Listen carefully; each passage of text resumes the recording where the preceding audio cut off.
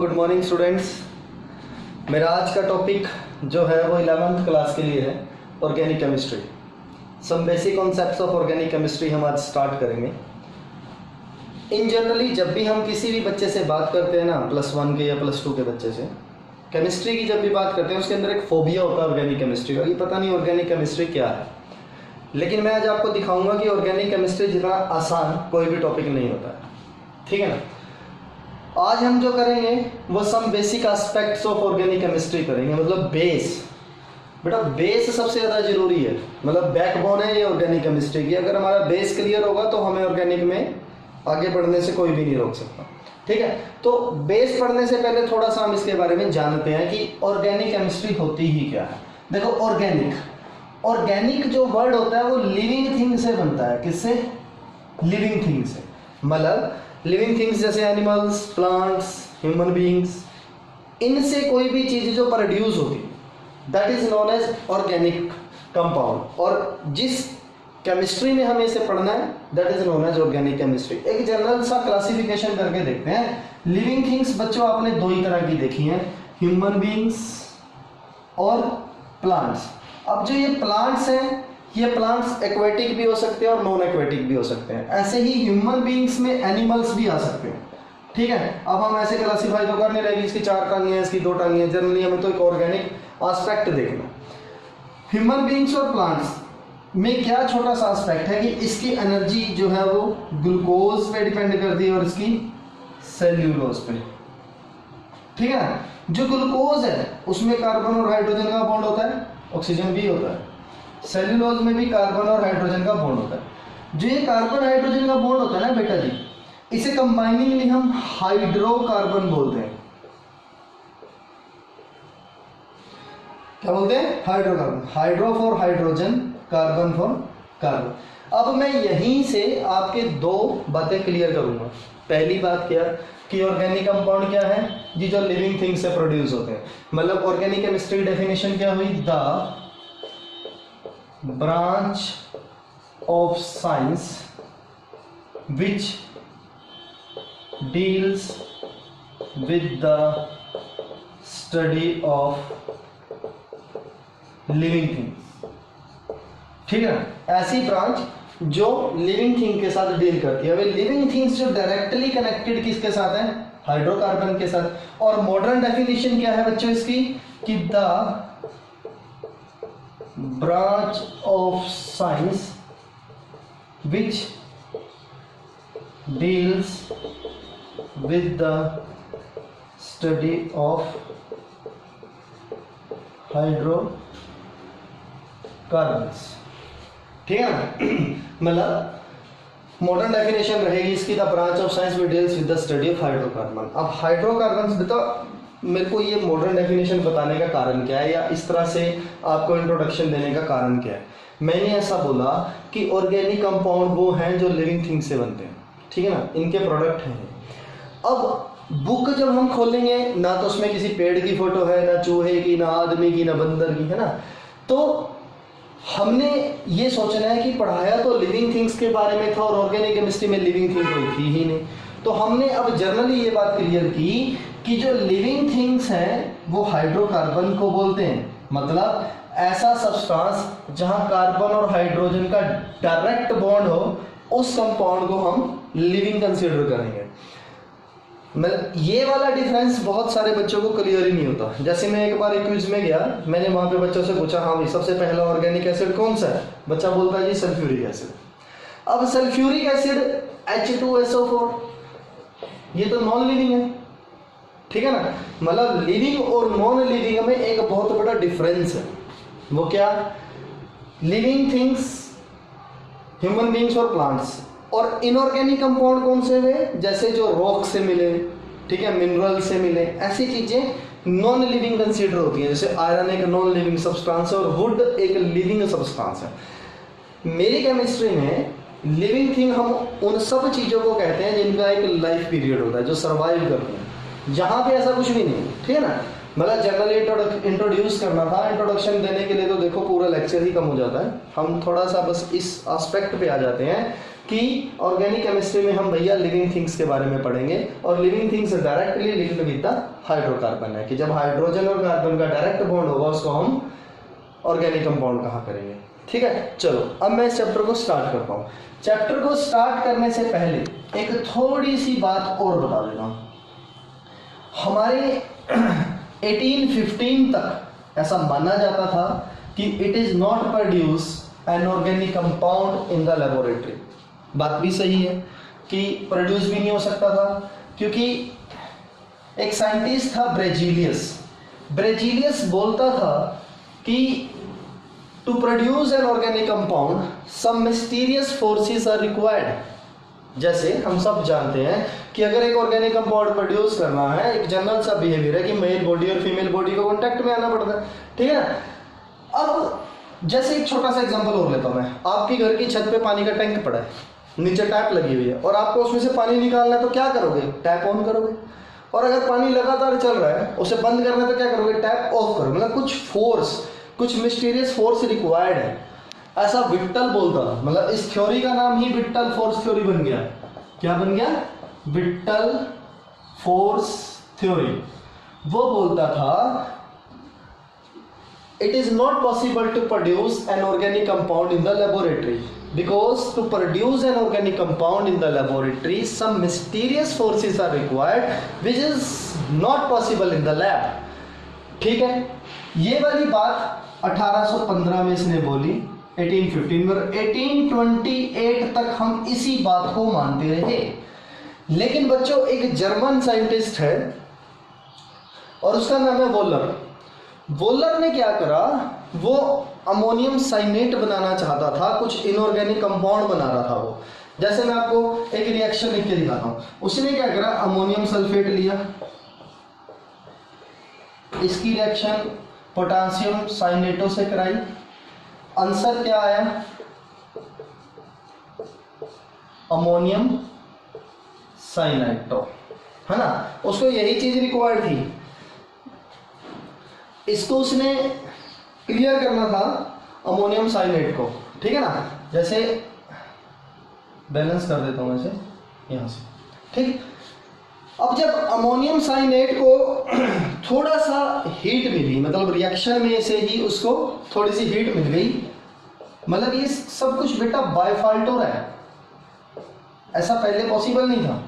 ठीक है ना, जब बाय फॉल्ट ऐसा हुआ तो उसे क्या मिला कि प्रोडक्ट मिल गया ये NH2CONH2। इसने बूम मचाना है। NH2CONH2 ये कुछ भी नहीं है, ये है यूरिया। आपने इसके बारे में बहुत सुना हुआ है, यूरिया खाद होती है। ठीक है, पर इसके अंदर जो कैरेक्टरिस्टिक्स है वो लिविंग है। मतलब देखो क्या हुआ कि रिएक्शन वोलर किस चीज के लिए कर रहा है? अमोनियम साइनेट बनाने के लिए। दोनों इनऑर्गेनिक कंपाउंड है, लेकिन थोड़ा सा रिएक्शन एक्सोथर्मिक होने की वजह से, हीट प्रोड्यूस होने की वजह से बन जाता है यूरिया। ठीक है, जैसे ही यूरिया बना, विट्टल फोर्स थ्योरी जो है वो फेल हो गई, क्योंकि अब हमारे पास लैब में ऑर्गेनिक कंपाउंड बन चुका था। मतलब अब देखो, यूरिया मेरे पास है, एक लिविंग थिंग है, सरवाइव भी करती है, और विट्टल फोर्स थ्योरी फेल हो गई।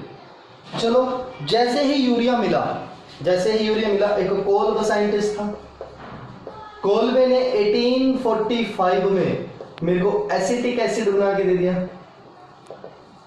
ठीक है, ऐसे ही फिर तो धीरे धीरे प्रोडक्शन होती रही। 1856 में मेरे पास मीथेन आ गया। ठीक है, मतलब अब केमिस्ट्री की फील्ड में एक बूम आ चुका था, बिकॉज हम लोग लैब में ऑर्गेनिक कंपाउंड बनाने में सक्षम हो गए थे। देखिए, विट्टल फोर्स थ्योरी भी अच्छी थ्योरी थी। उसने बोला कि कुछ मिस्टीरियस फोर्सेस रिक्वायर्ड हैं जो लैब में पॉसिबल नहीं है, लेकिन 1828 में बाय फॉल्ट यूरिया बन जाता है। ठीक है, वोलर एक साइंटिस्ट था, उसने अमोनिया के कॉम्प्लेक्स बना रहा था, वो इनऑर्गेनिक कंपाउंड की रिएक्शन करा रहा था। तो इस चीज में उससे क्या होता है कि बाय फॉल्ट यूरिया बन जाता है जो लिविंग थिंग होती है, फिर कोल्ब एसिटिक एसिड दे देता है, फिर मीथेन मिल गया। मतलब अब तो नंबर ऑफ ऑर्गेनिक कंपाउंड जो है वो एग्जिस्ट करते हैं ठीक है ना। तो ऑर्गेनिक केमिस्ट्री की स्टार्टिंग ऐसे हुई। तो पेपर में कई बार ये क्वेश्चन आ जाता है कि what do you mean by victor force theory, या पेपर में क्वेश्चन आ जाता है which was the first organic acid, तो वो एसिटिक एसिड है। Which was the first organic compound, तो वो यूरिया है। ठीक है, मतलब हम लोग जो तैयारी कर रहे हैं वो पेपर के हिसाब से कर रहे हैं कि पेपर कैसा आता है। ठीक, अब इससे अगला टॉपिक जो है वो वही है modern definition of organic chemistry, जो आप पहले पढ़ चुके हैं। Modern definition of organic chemistry यहीं से चेंज हुई। इससे पहले डेफिनेशन जो थी ऑर्गेनिक केमिस्ट्री की वो यही थी कि the branch of science which deals with the study of living things. जैसे ही यूरिया बना, जैसे ही एसिटिक एसिड बना, जैसे ही मीथेन के बारे में पता लगा, डेफिनेशन का क्राइटेरिया जो है वो चेंज हो गया। वो क्या आ गया कि the branch of science which deals with the study of hydrocarbon, जैसा आप पहले पढ़ चुके हैं। ठीक है, अब हम बार बार ऑर्गेनिक ऑर्गेनिक ऑर्गेनिक करे जा रहे हैं। क्या डिफरेंस है ऑर्गेनिक केमिस्ट्री में और इनऑर्गेनिक केमिस्ट्री में, है ना। तो सबसे पहला जो डिफरेंस है बेटा वो है कंपोजिशन। क्या है? कंपोजिशन। कंपोजिशन क्या होता है? Organic compound carbon, hydrogen, oxygen, sulphur के अलावा फ्लोरीन, क्लोरीन, ब्रोमीन, आयोडीन और नाइट्रोजन, सिर्फ इन्हीं कंपाउंड से मिलकर बनेगा ऑर्गेनिक कंपाउंड। और इनऑर्गेनिक कंपाउंड कितने ही जितने भी एलिमेंट आज तक नोन हैं, किसी में भी आयनिक बॉन्ड बन जाए, किसी में भी कोऑर्डिनेट बॉन्ड बन जाए, वो सभी इनऑर्गेनिक है। लेकिन ऑर्गेनिक कंपाउंड में इनके अलावा कोई भी और एलिमेंट पॉसिबल नहीं है। तो ये है कंपोजिशन, मतलब इसकी कंपोजिशन जो है वो डिफरेंट हो गई। दूसरा है bonding. Most of the organic compound के लिए जो रिस्पॉन्सिबल बॉन्ड है वो है कोवलेंट बॉन्ड। ठीक है, और इनऑर्गेनिक कंपाउंड में आयनिक बॉन्ड भी होता है और कोवलेंट बॉन्ड भी होता है। जैसे HCl एक कोवलेंट कंपाउंड है और NaCl एक आयनिक कंपाउंड है, और जबकि ये दोनों इनऑर्गेनिक। बट ऑर्गेनिक कंपाउंड में मोस्टली कोवलेंट बॉन्ड एग्जिस्ट करता है। तीसरा है सोल्युबिलिटी। अब भैया सोल्युबिलिटी का क्राइटेरिया वैसे तो होना नहीं चाहिए, फिर भी मैं आपको बता देता हूँ। Most of the organic compound non polar nature के हैं। अब नॉन पोलर हैं तो वाटर सोल्युबल तो होंगे नहीं, जैसे आप, मैं, डॉग, हम पानी में नहीं घुलते। ठीक है ना, क्योंकि हम नॉन पोलर हैं। Non polar substance organic solvent में घुल जाते हैं। ठीक है, लेकिन कुछ organic compound being polar in nature, जैसे इथेनॉल एक ऑर्गेनिक कंपाउंड और पोलर है, वो वाटर सोल्युबल है। पर ये तो बेटा इस थ्योरी पे डिपेंड कर रहा है ना, लाइक टू लाइक। ये मेरी केमिस्ट्री की थ्योरी है कि लाइक डिसॉल्व टू लाइक। इसमें ऑर्गेनिक और इनऑर्गेनिक का चक्कर नहीं होता, इसमें पोलर और नॉन पोलर का चक्कर होता है। जो पोलर है वो पोलर में घुलेंगे, जो नॉन पोलर है वो नॉन पोलर में घुलेंगे। ठीक है, तो ये है इसकी सोल्युबिलिटी। इसके बाद है कॉम्प्लेक्स स्ट्रक्चर। स्ट्रक्चर की बात करते हैं, कॉम्प्लेक्स स्ट्रक्चर। जैसे वैसे तो बहुत सारे ऑर्गेनिक कंपाउंड नॉन हैं, लेकिन उस समय की बातें हम कर रहे हैं। देखो जैसे C12, H22O11, कितनी बड़ी कॉम्प्लेक्स स्ट्रक्चर है ऑर्गेनिक कंपाउंड की। लेकिन इनऑर्गेनिक कंपाउंड सिंपल होते हैं, जैसे NaCl, CaCO3, सिंपल। ठीक है, ये है। इससे अगला पॉइंट है melting point and boiling point. Melting point और बॉइलिंग पॉइंट कोवलेंट हैं, ठीक है, नॉन पोलर हैं, intermolecular forces of attraction weak हैं, इस वजह से इनका melting boiling point inorganic compound से कम होगा। एक सिंपल सा एग्जांपल यार, लोहे के तवे के ऊपर रोटी बनती है, ठीक है, मतलब रोटी का जो टेम्परेचर है वो कम है, अगर कम ज़्यादा होता तो रोटी के ऊपर तवा बना करता है। ठीक है, तो नॉन मतलब मेटल से यानी कि आयनिक कंपाउंड से इनका मेल्टिंग बॉइलिंग पॉइंट जो है वो कम होगा। इससे अगली बात है, इसी टॉपिक से रिलेटेड मैं अगला पॉइंट लेता हूँ, स्टेबिलिटी। तो they are less stable on heat. Organic compound जो हैं वो लेस स्टेबल हैं हीट पे as compare to inorganic compound. इसके बाद है कंबशन। कंबशन क्या होता है? कंबशन होता है ऑक्सीजन की प्रेजेंस में जलना, ठीक है ना। तो ये इनका कंबशन जो है वो CO2 और H2O ही देता है। मतलब ऑर्गेनिक कंपाउंड जब कभी जलेगा तो एटमॉस्फेयर में CO2 और मॉइस्चर रिलीज करेगा, ठीक है। इसके बाद जो बेसिक और सबसे मेन प्रॉपर्टी है जो कभी भी इनऑर्गेनिक कंपाउंड नहीं दे सकते वो है आइसोमर्स। क्या है? आइसोमर्स का टॉपिक बेटा जी अभी हम आगे जाके करेंगे, यहाँ थोड़ा सा क्लियर कर देता हूँ। आइसोमर्स क्या होते हैं? ऐसे कंपाउंड जिनका मोलिकुलर फार्मूला तो सेम होता है पर स्ट्रक्चर डिफरेंट होती है। जैसे ये देख लो, एक छोटा सा एग्जांपल देता हूँ, CH3 CH2 CH2 CH3। ठीक है, ये एक नॉर्मल ब्यूटेन है, ये आपने 10th में करा हुआ है। इसे ही CH3 CH CH3 CH3 देखो, इसमें मोलिकुलर फार्मूला दोनों का सेम है पर स्ट्रक्चर डिफरेंट है तो प्रॉपर्टी भी चेंज हो गई। ये आइसोमर्स है, लेकिन अब NaCl है, एक इनऑर्गेनिक कंपाउंड है तो NaCl ही रहेगा, इसके स्ट्रक्चर का भी चेंज नहीं हो सकते।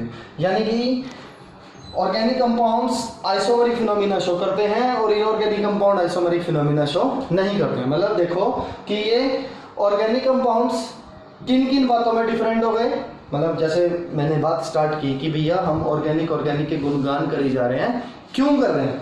वो इसलिए कर रहे हैं कि ऑर्गेनिक केमिस्ट्री इन एस्पेक्ट्स में इनऑर्गेनिक केमिस्ट्री से अलग होती है। ठीक है बच्चों, तो ये था मेरा टॉपिक। इसके बाद जो मेरा टॉपिक है वो मुझे कहाँ लेके जाता है, वो क्या है कि ऑर्गेनिक कंपाउंड्स बनाने के लिए भगवान जी को कार्बन में ऐसा क्या नजर आ गया कि उन्होंने कार्बन को ही बेस बना दिया।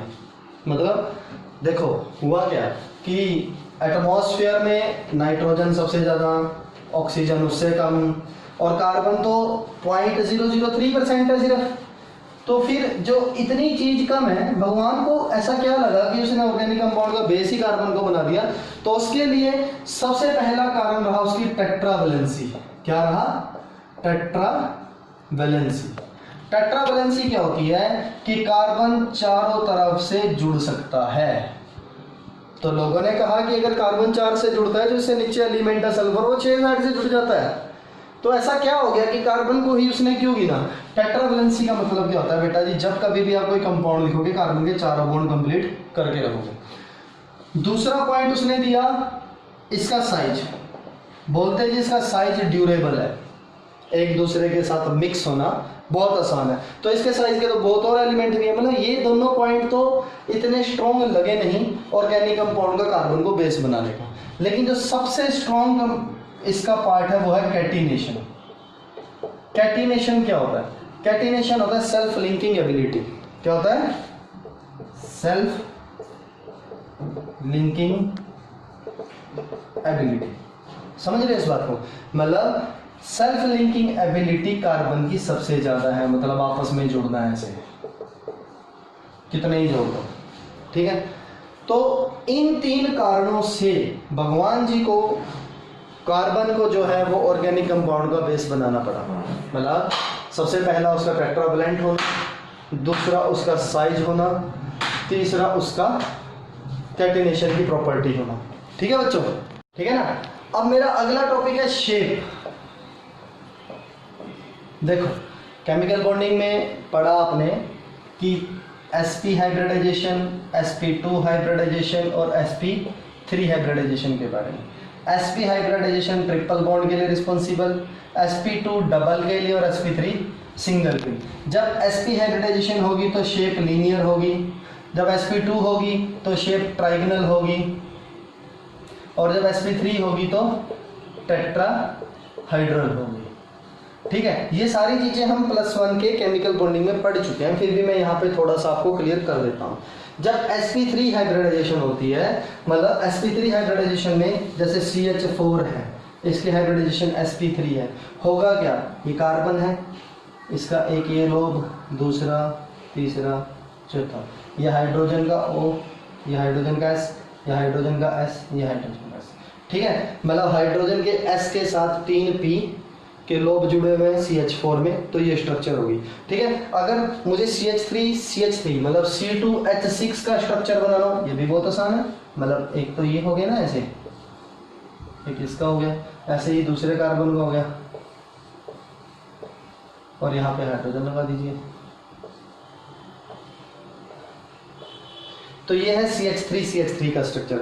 मैं इसे इतनी जल्दबाजी में इस वजह से करवा रहा हूँ क्योंकि ये चीज़ें हम केमिकल बॉन्डिंग में पढ़ चुके हैं। नॉर्मल टेट्राहेड्रल स्ट्रक्चर है ये। अच्छा, अगर sp2 का देखना है वो भी आपको एक स्ट्रक्चर बना के दिखा देता हूँ। उसमें क्या होता है, ऐसे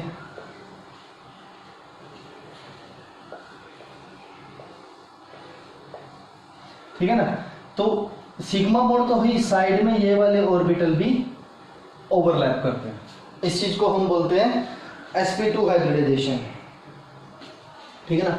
मतलब जैसे ये एक ऑर्बिटल और ये ऑर्बिटल साइडवाइज ओवरलैप कर रहे हैं और ये ऑर्बिटल एक्सियल ओवरलैप कर रहे हैं।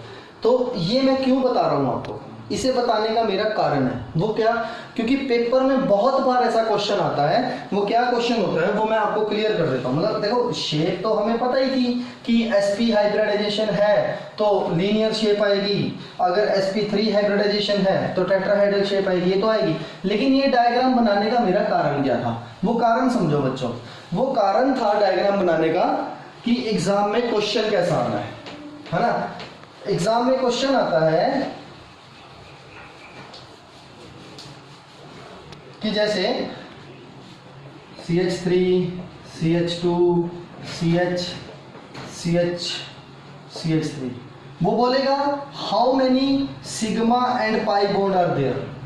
तो आप क्या करोगे, इसे टेट्रावैलेंट मॉडल की तरह पहले खोल लोगे, ऐसे ऐसे इसको लाइन डायग्राम में खोलोगे ऐसे।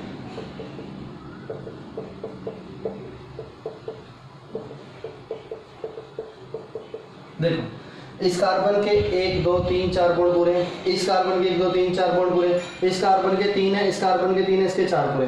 तो यहाँ पर एक डबल बॉन्ड आ जाएगा, है ना, टेट्रावैलेंसी कंप्लीट करने के लिए। तो हम लिखेंगे सिग्मा बॉन्ड कार्बन और हाइड्रोजन में कितने हैं, 1 2 3 4 5 6 7 8 9 10, ठीक है। और कार्बन में सिग्मा बॉन्ड कितने हैं, 1 2 3 4। और कार्बन में पाई बॉन्ड कितने हैं, वो है 1। ऐसे आंसर लिखोगे आप। मतलब अगर पेपर में क्वेश्चन आ जाता है कि CH3Cl में how many sigma and pi bond are there, तो आप पहले से ऐसे खोल कर लिखोगे मेरे बच्चों, ऐसे ऐसे, ठीक है। ये ऐसे खोल के लिखा जाएगा। अब कार्बन और हाइड्रोजन के सिग्मा बॉन्ड 1 2 3, कार्बन और कार्बन के सिग्मा बॉन्ड 1, कार्बन और नाइट्रोजन के सिग्मा बॉन्ड 1, कार्बन और नाइट्रोजन के पाई बॉन्ड 2। समझ रहे हो, आपको ऐसे से खोल के लिख के दिखाना पड़ेगा कि बस मेरा ये वाला टॉपिक समझाने का सिर्फ इतना सा क्राइटेरिया है बच्चों कि है तो बहुत आसान बात है, पर पेपर में ऐसा क्वेश्चन आ जाता है और हम परेशान हो जाते हैं। परेशान नहीं होना है, हमें इसका पहले फार्मूला खोल के लिख देना है। जहाँ जहाँ डबल बॉन्ड बनेगा वो पाई है, जहाँ जहाँ सिंगल बॉन्ड बनेंगे वो सिग्मा है। और लिखोगे आप ऐसे ही, आप टोटल सभी सिग्मा बॉन्ड नहीं गिनोगे, आप कार्बन हाइड्रोजन के अलग से गिनोगे, कार्बन कार्बन के अलग से, कार्बन नाइट्रोजन मतलब जो भी आया होगा चाहे ऑक्सीजन आ जाए उसके अलग से गिनोगे, ठीक है। जितने भी सिंगल बॉन्ड हैं वो सब सिग्मा है, जितने भी डबल बॉन्ड हैं वो 1 सिग्मा 1 पाई है, जितने भी ट्रिपल बॉन्ड हैं 1 सिग्मा 2 पाई है। जैसा कि हम केमिकल बॉन्डिंग में पढ़ चुके हैं कि sigma bond can exist without pi bond, but pi bond can not exist without sigma bond. तो बच्चों बहुत बड़ी गलती जो आप लोग करते हो वो ये करते हो, सिग्मा और पाई के टाइम पे कार्बन और नाइट्रोजन में मान लो जैसा हम ये दिखाते हैं ना ऐसे, यहाँ पे आप 2 पाई बॉन्ड दिखाते हो मोस्ट ऑफ द पेपर। जब मैं चेक करता हूँ ये 2 पाई बॉन्ड नहीं है, 1 सिग्मा बॉन्ड है और 1 पाई बॉन्ड है। इसको ऐसे क्लियर करना, ठीक है। चलो अब हम अपने नेक्स्ट टॉपिक की तरफ मूव करते हैं। अब मेरा जो नेक्स्ट टॉपिक है वो है classification of organic compound. Classification of organic compound. Organic compound basically 2 तरह से क्लासिफाई किया जाएगा, एक साइक्लिक और एक non cyclic. Cyclic organic compound भी आगे 2 तरह से क्लासिफाई किया जाएगा, एक होमोसाइक्लिक और एक हेट्रोसाइक्लिक। अब ये होमोसाइक्लिक भी 2 तरह से क्लासिफाई किया जाएगा, एक एसाइक्लिक और एक एरोमेटिक। आपके सिलेबस में तो वैसे इतना ही है। चलो हम थोड़ा सा और कर लेते हैं। एरोमेटिक भी फर्दर दो तरह से क्लासीफाई किया जाएगा, एक बेंजोइड और एक नॉन बेंजोइड। ठीक है, मतलब इतनी सी क्लासिफिकेशन है। वैसे तो नॉन साइक्लिक को भी आगे मल्टीपल बॉन्डेड ऐसे ट्रांसफर कर लेते हैं, लेकिन अभी हमारा +1 के हिसाब से चलना है मुझे। देखो सबसे पहले तो ऑर्गेनिक कंपाउंड की क्लासिफिकेशन की जो दो टाइप है वो है साइक्लिक और नॉन साइक्लिक। नाम से ही क्लियर हो गया। साइक्लिक जो साइक्लिक फॉर्म में होते हैं, जैसे ये एक साइकिल है साइक्लोब्यूटेन, ठीक है, और नॉन साइकिल 1 2 3 4 नॉर्मल ब्यूटेन, ठीक है ना। मतलब जहां रिंग लाइक स्ट्रक्चर है वो साइक्लिक है, जहां रिंग लाइक स्ट्रक्चर नहीं है वो नॉन साइक्लिक है। अब इस साइक्लिक को फर्दर मैंने दो भागों में बांटा, वो है होमोसाइक्लिक एंड हेटेरोसाइक्लिक। होमोसाइक्लिक कैसे, जिसमें सिर्फ कार्बन और हाइड्रोजन ही है, ऐसे, ठीक है ना, ये होमोसाइक्लिक है। हेटेरोसाइक्लिक कैसे हुआ, जैसे CH2O इथर बना दिया मैंने, मतलब इसमें कार्बन के अलावा अलग एलिमेंट भी है, वो है ऑक्सीजन। होमोसाइक्लिक में सभी कार्बन और हाइड्रोजन है, इसमें कार्बन हाइड्रोजन के अलावा ऑक्सीजन के, हेटेरोसाइक्लिक हो गया। अब होमोसाइक्लिक को भी उसने दो भागों में बांटा, वो कैसे, एक नॉर्मल साइक्लिक और एक एरोमेटिक।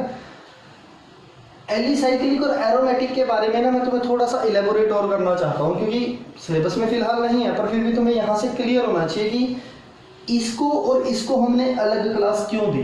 देखो साइक्लिक कंपाउंड कोई भी एक नॉर्मल कंपाउंड हो सकता है, क्योंकि एरोमेटिक कंपाउंड के आने से भी हमारी केमिस्ट्री में बहुत बड़ा बूम आया है। देखो साइक्लिक कंपाउंड में कोई भी हो सकता है, जैसे साइक्लोब्यूटेन बना दिया मैंने, साइक्लोपेंटेन बना दिया मैंने, है ना। लेकिन एरोमेटिक कंपाउंड में और नॉन एरोमेटिक कंपाउंड में सबसे बड़ा डिफरेंस क्या है, पहला डिफरेंस कि एरोमेटिक कंपाउंड हमेशा साइक्लिक होगा। तो सर वो तो दूसरा भी है। दूसरा डिफरेंस, एरोमेटिक कंपाउंड हमेशा कंजुगेटेड होगा। अब ये कंजुगेटेड नया शब्द है आप लोगों के लिए। क्या होता है कंजुगेटेड? कंजुगेशन होता है जैसे बॉन्ड ऐसे होते हैं, single double single double single double ऐसे, या डबल सिंगल डबल सिंगल, मतलब जो मल्टीपल बॉन्ड है वो ऐसे ही होगा, सिंगल डबल सिंगल डबल या डबल सिंगल डबल सिंगल, जैसे कंजुगेशन बोलते हैं, ये होनी जरूरी है। तो वो कहते हैं वो तो जी यहाँ पे भी है, देखो डबल सिंगल डबल सिंगल, ये भी हो सकता, मतलब ये भी एरोमेटिक है, नहीं ये एरोमेटिक नहीं है। तो तीसरा और मेन रूल क्या है कि जितने भी एरोमेटिक कंपाउंड है वो हक्कल्स रूल को फॉलो करते हैं। हक्कल रूल क्या है, 4n+2 पाई इलेक्ट्रॉन, मतलब ऐसा कंपाउंड ही एरोमेटिक कंपाउंड होगा जिसमें इतने पाई इलेक्ट्रॉन होंगे। देखो मैं ना पहले से सारे को रब करके ना आपको क्लियरली एक चीज समझाता हूँ, क्योंकि एरोमेटिक और एलिफेटिक का डिफरेंस ना यहीं पे क्लियर करना बहुत जरूरी है। वो क्या जरूरी है अभी आपको क्लियर हो जाएगा, क्योंकि देखो प्रॉपर्टीज प्रॉपरली चेंज हो जानी है, ठीक है ना। अभी आपने +2 में जाकर डिफरेंट केमिकल रिएक्शंस पढ़नी है, उसके लिए आपको एरोमेटिक और एलिफेटिक जो है वो यहीं क्लियर होना चाहिए। देखो हमने क्लासिफिकेशन की कि एलिसाइक्लिक होंगे या एरोमेटिक होंगे, ठीक है ना। एरोमेटिक के लिए पहली बात मैंने क्या लिखी कि वो साइक्लिक होना चाहिए, दूसरी बात क्या लिखी वो कंजुगेटेड होना चाहिए, है ना, और तीसरी मेन बात जो लिखी वो 4n+2 पाई, इतने पाई इलेक्ट्रॉन होने चाहिए। जैसे देखो अगर मैं n की वैल्यू 0 पुट करता हूँ तो आंसर आता है 2 पाई, अगर n की वैल्यू 1 पुट करता हूँ तो आंसर आता है 6 पाई, अगर n की वैल्यू 2 पुट करता हूँ तो आंसर आता है 10 पाई, मतलब इतने पाई इलेक्ट्रॉन होने ही चाहिए। अब अगर 2 पाई इलेक्ट्रॉन होंगे वो तो यहीं पे हो गए, एक 2 पाई एक है ना, 2 पाई इलेक्ट्रॉन हो गए, पर ये पहली कंडीशन को नहीं फॉलो करता क्योंकि ये साइक्लिक नहीं है, दूसरी को भी नहीं फॉलो करता क्योंकि ये कंजुगेटेड नहीं है। मैं यहीं पे आपको आज बहुत सारी चीजें क्लियर करूंगा। जैसे अब हम लेते हैं बेंजीन, ये होती है बेटा बेंजीन। इसमें देखो सबसे पहली कंडीशन ये साइक्लिक है, जी है, ये कंजुगेटेड है, डबल सिंगल डबल है। इसमें पाई इलेक्ट्रॉन कितने हैं, 1 2 3 4 5 6 पाई इलेक्ट्रॉन है। ये हक्कल्स रूल को भी फॉलो करती है, यानी कि ये एक एरोमेटिक कंपाउंड है। अभी ऐसा ही एक और कंपाउंड बनाता हूं मैं 8 कार्बन एटम वाला, ठीक है। ये देखो अब ये साइक्लिक है, पहली कंडीशन पास, ये कंजुगेटेड है, दूसरी कंडीशन पास। पर इसमें पाई इलेक्ट्रॉन कितने हैं? 2, 4, 6 और 8, और 8 यहाँ पे आंसर आता नहीं है, यानी कि ये एरोमेटिक कंपाउंड नहीं है। ऐसे ही ये देखो,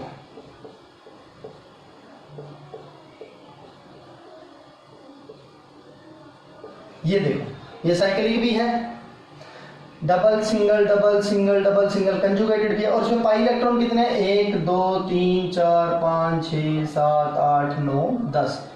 फॉलो कर रहा है हक्कल्स रूल को? यानी कि ये एक एरोमेटिक कंपाउंड है, नेप्थलीन इसका नाम है। ऐसे ही एंथ्रासीन भी होता है। मतलब मेरा कहने का ये है कि भैया आपको एरोमेटिक में और एलिफेटिक में यही डिफरेंस क्लियर होना चाहिए कि एरोमेटिक कंपाउंड इन कंडीशनों को फॉलो करेंगे।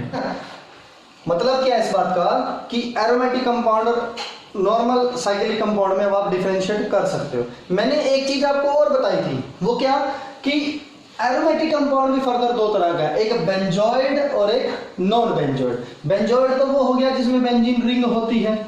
नॉन बेंजोइड कैसा हुआ? देखो, नॉन बेंजोइड की बात करते हैं। ये हमने एक कंपाउंड बनाया, इसके ऊपर लिया पॉजिटिव चार्ज, एक बना दिया डबल बॉन्ड। ये मैंने क्यों समझाया? इसका कारण है, मेरे मतलब दिल में ही ये बात रहती है कि अभी मैंने आपको कहा कि जब मैं 0 पुट करूंगा तो 2 पाई आएगा। 2 पाई में इलेक्ट्रॉन में तो साइक्लिक रिंग ही नहीं है। अब यहां देखो बच्चों कि पाई इलेक्ट्रॉन कितने हैं? 2।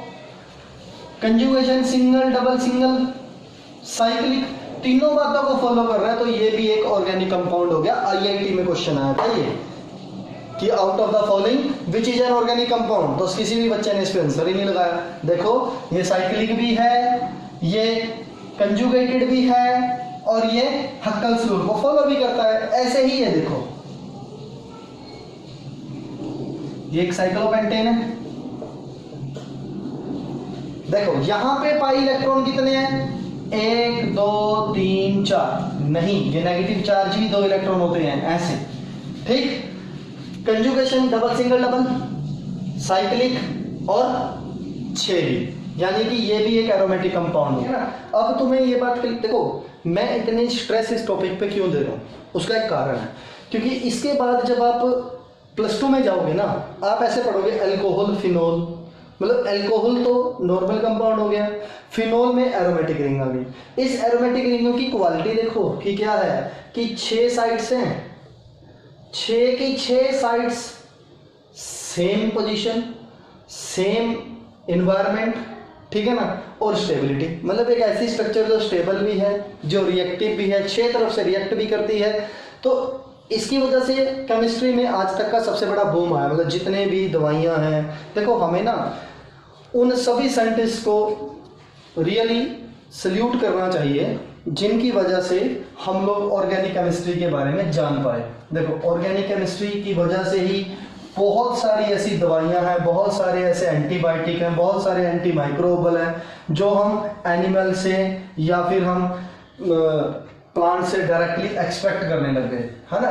तो कितने बेनिफिट हैं इसके, मतलब दवाइयाँ बनने लग गई, बहुत सारे कंपाउंड्स बनने लग गए। जनरल लाइफ में आप सूती कपड़ा डालते हैं, ठीक है, आप सुबह से लेकर शाम तक खाना खाते हैं, लिक्विड पेट्रोलियम गैस यूज़ करते हैं, सारा कुछ तो ऑर्गेनिक है। तो ये ऑर्गेनिक तभी तो हमें मिला जब हमने ऑर्गेनिक कंपाउंड लैब में बनाया, तभी से ये बूम आने स्टार्ट हुआ। अब इसके बाद जब मैं ये बता रहा था आपको कि how organic chemistry differ with the other chemistries, वहां पे एक टॉपिक था सिस्टेमेटिक स्टडी। क्या था? Systematic study. सिस्टेमेटिक स्टडी मतलब इतने लार्ज नंबर ऑफ कंपाउंड होने के बावजूद भी ऑर्गेनिक केमिस्ट्री में या ऑर्गेनिक कंपाउंड जो है वो सिस्टमेटिकली होते हैं। जैसे इसको सिस्टमेटिकल स्टडी में क्यों बांटते हैं? क्योंकि जितनी भी सीरीज है वो सभी होमोएलोगस सीरीज हैं। होमो मतलब सेम, एलोगस मींस डिफरेंस, मतलब ऐसी सीरीज जिसमें फंक्शनल ग्रुप भी सेम हो, ठीक है। जैसे ये CH3 CH2OH CH3OH CH3H7OH, मतलब देखो सारे ही अल्कोहल हैं, सब में पार्ट OH OH OH लगा हुआ है, ठीक है। इसमें से कॉमन डिफरेंस CH2 का है यानी कि 14 AMU यूनिट का। ऐसे इसमें से इसको घटाएंगे तब भी CH2 का कॉमन डिफरेंस हो जाएगा 14 AMU यूनिट। मतलब आप कोई भी सीरीज ले लो, जैसे CH4 पहला मेंबर है, दूसरा C2H6 है, तीसरा C3H8 है, सो ऑन। इसमें से इसको घटाओ CH2 आता है, इसमें से इसे घटाओ तब भी CH2 आता है। मतलब क्या है कि एक सिस्टमेटिकल स्टडी है भैया। होमोलोगस सीरीज कई बार एक नंबर में डेफिनेशन आती है। आप होमोलोगस सीरीज को कैसे डिफाइन करोगे?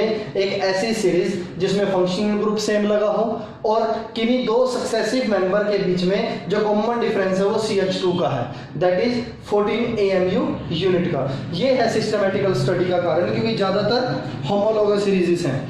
ठीक है, इसके बाद मेरा जो इस चैप्टर का मतलब इंट्रोडक्शन का जो लास्ट टॉपिक है वो है फंक्शनल ग्रुप, क्योंकि अभी मैंने एक शब्द यूज किया था फंक्शनल ग्रुप कि होमोलोगस सीरीज में मैंने बोला कि ऐसे सीरीज जिसमें फंक्शनल ग्रुप सेम होंगे किन्हीं दो सक्सेसिव मेंबर में ना। फंक्शनल ग्रुप का नाम लिया ना, तो जिस भी चीज का नाम हम किसी डेफिनेशन में लेते हैं वो चीज हमें प्रॉपरली क्लियर होनी चाहिए। तो सबसे इंपॉर्टेंट चीज होती है फंक्शनल ग्रुप। क्या होते हैं फंक्शनल ग्रुप? फंक्शनल ग्रुप होती है the entity which largely determine the property.